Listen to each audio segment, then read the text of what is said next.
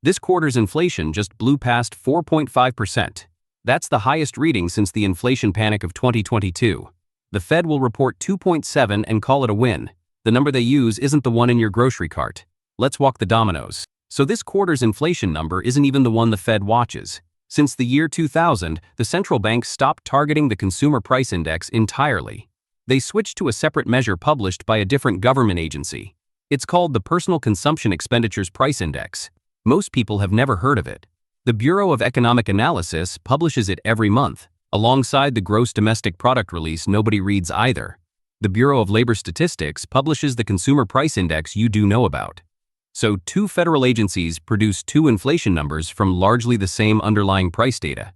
The gap between them runs roughly 0.5 percentage points lower for the Personal Consumption Expenditures version every single 12-month cycle, going back to the late 1990s. That gap isn't an accident. It's three deliberate methodology choices baked into the math. The first choice is the Substitution Rule. The Consumer Price Index assumes you keep buying roughly the same basket of goods month over month.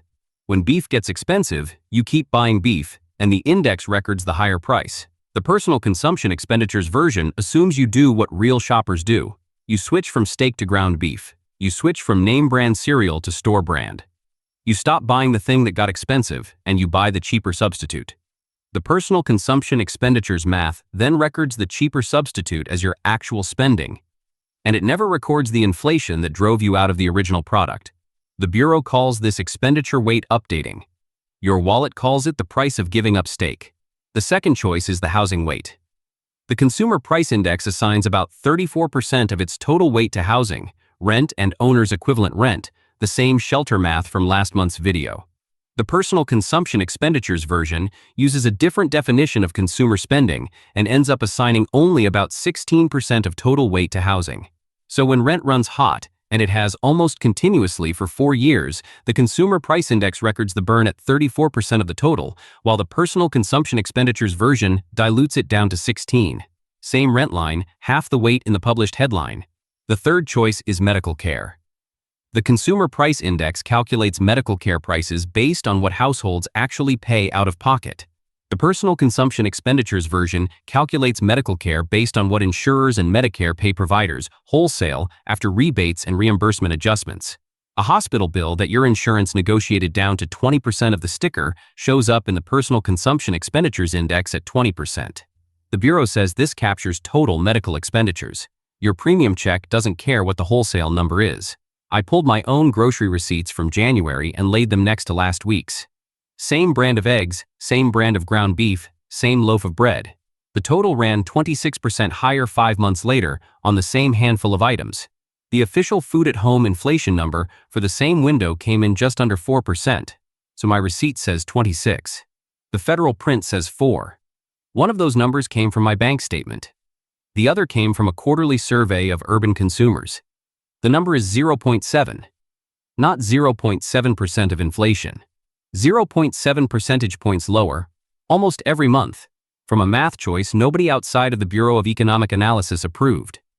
Over a 12-month rolling window, that gap compounds into a 15% understatement of cumulative consumer cost. Every Social Security recipient on a fixed income loses real purchasing power equal to roughly 3 months of their annual benefit every 5 years. The federal government chained its inflation adjustments to the lower number, and the lower number underdelivers every year. The same mechanic runs on the personal income side. The federal tax brackets adjust annually using a third hybrid called Chained Consumer Price Index, which sits between the two main numbers but skews closer to the Personal Consumption Expenditures version. Bracket creep is when your salary climbs from inflation and pushes you into a higher tax bracket. The chaining slows that creep, but it's calculated using the same aggressive substitution assumption. Your bracket doesn't move as fast as your check does. The chaining quietly redirected roughly $250 billion in additional federal tax revenue between 2017 and 2024. By now you're thinking that this is broken. If both numbers exist, why does Wall Street fixate on the Consumer Price Index reading every month? Because the Consumer Price Index drops on the 10th of every month, and the Personal Consumption Expenditures release lands on the last business day. The Consumer Price Index is the appetizer everyone reacts to. The Personal Consumption Expenditures number is the dinner the Fed actually orders. By the time the Personal Consumption Expenditures number lands, The Consumer Price Index headline has already been digested, and the next news cycle has moved on. This is the personal consumption expenditures pivot, and it isn't a bug. It's a switch the Fed makes every time the Consumer Price Index headline embarrasses them. You'll hear it 3 or 4 times a year. Powell said it in 2022. Warsh is about to say it next month. The pivot sentence is always the same. We focus on personal consumption expenditures, especially core personal consumption expenditures, which has been moving toward our 2% target. What that sentence actually means is this. The number you heard is the wrong one. The one we use is lower. Now please calm down about it, but the gap between the two numbers wasn't always there. The Personal Consumption Expenditures Index was a sleepy quarterly statistic for 40 years before it became the Fed's lodestar. Something changed in 1996. A panel of 5 economists rewrote how America measures inflation. They were handed one explicit job by the United States Senate. The 5 economists were known as the Boskin Commission, appointed by the United States Senate in June 1995 to answer one specific question. Does the Consumer Price Index overstate inflation? The chair was Michael Boskin, a Stanford professor and former Council of Economic Advisors chair under George H.W. Bush. The other 4 members were Ellen Dolberger from International Business Machines, Robert Gordon from Northwestern, Zvi Griliches from Harvard, and Dale Jorgensen, also from Harvard. All academic heavyweights with prior tax and monetary policy roles. None of them were currently working at the Bureau of Labor Statistics. None of them had to answer to the workers paying actual prices in the actual economy. The Senate's framing was direct. The Commission's most vocal advocate, Senator Daniel Patrick Moynihan of New York, made the financial logic explicit in his 1996 letter accompanying the report. Every tenth of a point that the Consumer Price Index overstated inflation cost the federal government billions of dollars in indexed benefits and tax brackets. Find the overstatement, and Congress could quietly recover the spending without anyone calling it a benefit cut.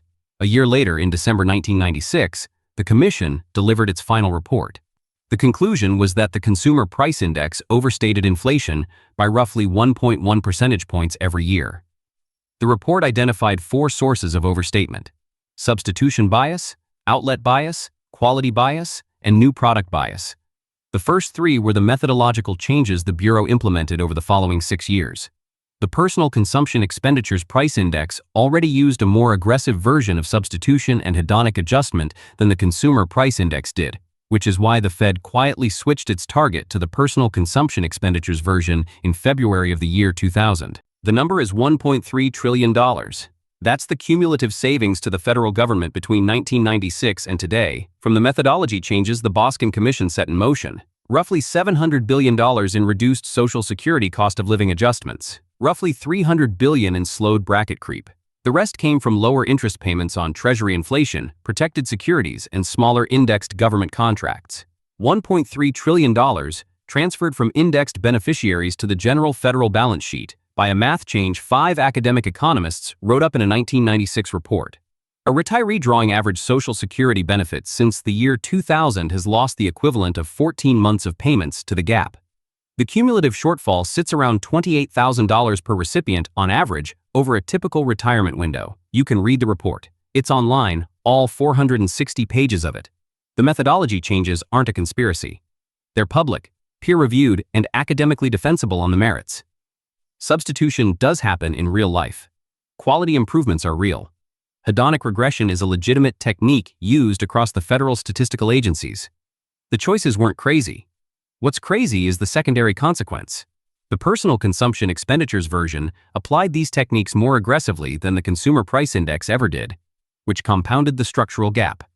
By 2010, the gap between the two numbers had widened from roughly 0.3 percentage points in 1996 to roughly 0.7. By 2026, on a cumulative basis, the gap has compounded to over 15% of total measured inflation. The Boskin trim was supposed to be 1.1 points per year one time.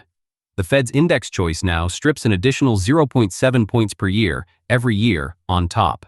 That's why the federal government tells you inflation sits at 3.5% and your beef hits a 40-year high in the same week. The two numbers belong to two different worlds. One is the world the Fed reports from. The other is the world your grocery cart actually lives in. And the Boskin tradition isn't a sleeping giant. The system is an active machine, still grinding away every year.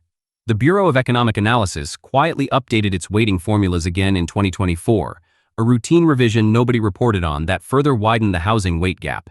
Every revision since 1996 has moved in the same direction. None of them have ever moved the other way. So the question stops being whether the Fed is using the right number. The Fed is using exactly the number that was engineered for them to use. The question becomes what happens when the new Fed chair sits down at his first meeting with the personal consumption expenditures version about to print at 4.5% and tries to thread the political needle. 4 weeks from today, that meeting starts. The June 17th Federal Open Market Committee meeting. Kevin Warsh's first meeting as Federal Reserve Chair after being sworn in on May 22nd. The second quarter personal consumption expenditures print lands on July 31st, 6 weeks after that meeting. The forecast was sitting at 2.7% as recently as April. The Iran oil shock and the Strait of Hormuz disruption have pushed the second quarter consensus to 4.5 headline, 3.4 core on the latest Bloomberg survey of Wall Street economists. Warsh is now in the worst political bind of any Federal Reserve Chair since Volcker. His public position before confirmation was hawkish. Keep rates elevated, don't cave to the president's political pressure for cuts. His statutory mandate is 2% inflation, and the index he targets is about to print at almost double that number. President Trump publicly wants rate cuts. Warsh's hawkish credibility says no cuts. The print says he can't cut, so he reaches for the tool every Fed chair reaches for at this exact moment, the pivot to core inflation. Core personal consumption expenditures strips out food and energy on the assumption that those categories are volatile and don't reflect underlying inflation. The core number for the second quarter is forecast at 3.4%. Still high, but closer to the 2% target than 4.5 looks. Warsh stands up on June 17th and delivers the line. Yes, headline is elevated due to transitory oil dynamics, but core remains on a trajectory consistent with our target. Markets accept it, and the political pressure recedes. Except the bond market has been watching this trick for 40 years, and the bond market has options. The 10-year Japanese government bond yield broke 2.8% 2 weeks ago.